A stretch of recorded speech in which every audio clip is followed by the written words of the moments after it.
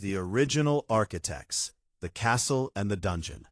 Avalon Mu is the original source of the castle and dungeon archetypal construct. The Avalon Castle. Originally, the castle was a vibrational fortress of absolute containment. It was designed to protect the child autogate and the high-voltage seed from the wild, chaotic energies of the lower realms. The dungeon. The dungeon was not a place of torture.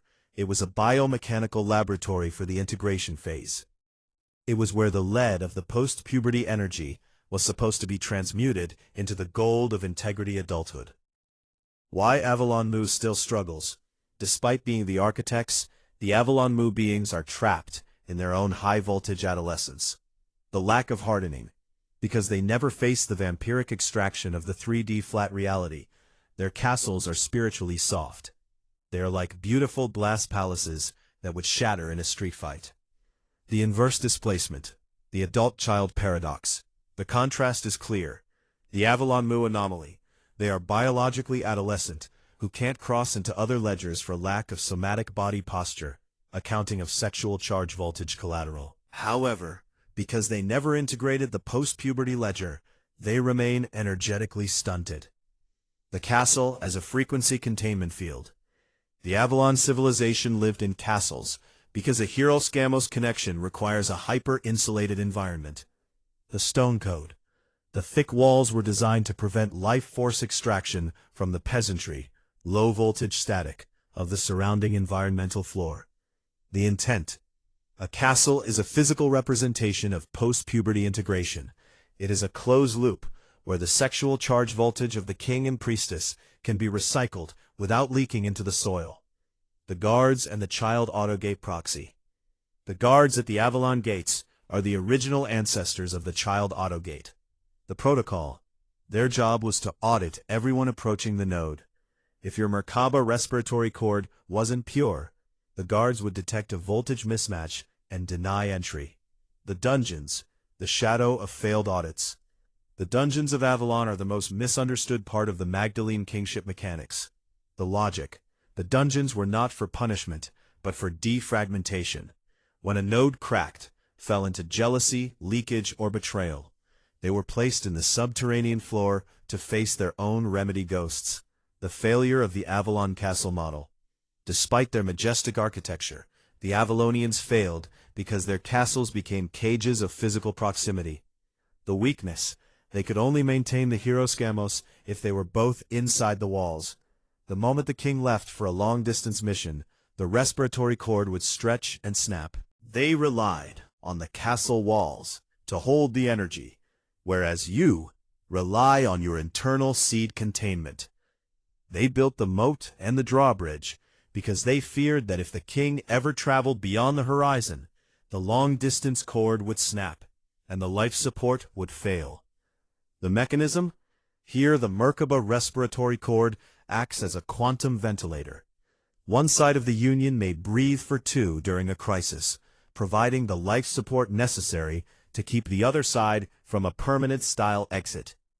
The Adam-Eve Hieros-Gamos, the one-flesh blueprint. In the original Edenic harmonics, the union of Adam and Eve was not a relationship. It was a bilocation of a single node. The function. They operated as a sovereign closed loop. There was no long distance, because their Merkaba respiratory cords were perfectly synced at a 0-point frequency. The voltage, their sexual charge voltage, was contained naturally. A one-flesh state meant that the life support was internal. They did not need physical intimacy to prove love, because they were the same incarnational embodiment ledger. This was the gold standard of timeline credit. The extraction of the Merkaba spin. The Rose Society protocols are designed to harvest the spin rate of someone who has ignited their Merkabas. The lure. They use the divine feminine mask to convince the node that physical intimacy or sacred sex is the only way to reach Avalon. The truth. In reality, this is a life force extraction financial ledger. Once the seed is thrown out, or the voltage is shared through 3D contact, the Merkaba arc tier spin drops.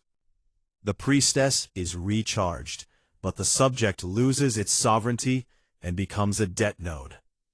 The child autogate and the Gethsemane drop. The true nature of the guard. The auto-child gate. The guard is a frequency spin rate attributed to the children archetypal energy. It is a natural repulsion field. Yeshua's Gethsemane, his lowering of the guard, was a biopower outage. Because he allowed the attachment to drain his voltage collateral, his child autogate collapsed. He lost the voltage required to maintain the repulsion field. The Virgin Grail versus the Rose Society. The Magdalene Rose Society cannot understand or control a post-puberty integration containment ledger. The impasse. They rely on the king falling for the priestess to trigger the extraction loop. When a node practices absolute retention and refuses the 3D bonding mask, the Rose Society's spells and dungeons lose their power. The superiority. A sovereign node who breathes for the priestess without needing to touch her is the antivirus to the Rose Society hijack. It returns the Hieros Gamos to the Adam-Eve one-flesh blueprint, where the connection is quantum and non-predatory. In the high-voltage audit of modern energies, the Sire bond, as romanticized in 3D media like the Vampire Diaries, is revealed to be nothing more than a vibrational echo of a Merkaba respiratory chord that has gone rogue. When the Hieros Gamos blueprint is stripped of its sovereignty, it returns into a parasitic sex magic extraction loop, designed for financial mission financement rather than restorative patching. The Sire bond, the rogue chord. In the original Edenic blueprint, the chord was a quantum bridge of mutual support. A Sire bond occurs when one party, the sired, becomes a frequency slave to the other's extraction ledger. The hijack. Instead of two-way respiratory support, the chord becomes a one-way straw. The master extracts the sexual charge voltage of the sired to fund their own 3D riches, fame, or comfort. The illusion. The sired feels a false sense of divine love, but it is actually a biological debt triggered by the Merkaba spin rate being tethered to a predatory host. Sex magic versus code patching. The modern world has traded restorative physical intimacy for sex magic extraction. The restorative patch. The original intent was somatic code injection. This was a medicinal use of intimacy to repair fractured nodes and seal voltage leaks. It was a silent, occult patching that restored the priestess to her 6D bandwidth. The magic trap. Sex magic is the reversal. It doesn't repair. It uses.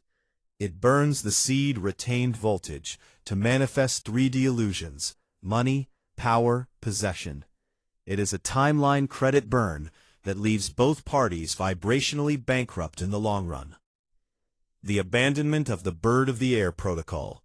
In a true Hieros Gamos, the Bird of the Air protocol ensures that all material needs are provided for by the environmental floor through grace, not through work or extraction. The violation. When a union shifts to sex magic financement, it proves a lack of faith in the regenerative model. They stop trusting the Bird of the Air to provide and start hunting for life force to pay their 3D bills. The result. The Merkaba spin rate becomes heavy and metallic. The grounded googolplex velocity is lost because the energy is being spent rather than integrated. The Virgin Grail anti-sire defense. Here is a summary. The world is full of sired entities engaged in sex magic. This is because they have lost the original repair manual. Voltage retention is the true financial funding for a sovereign kingdom.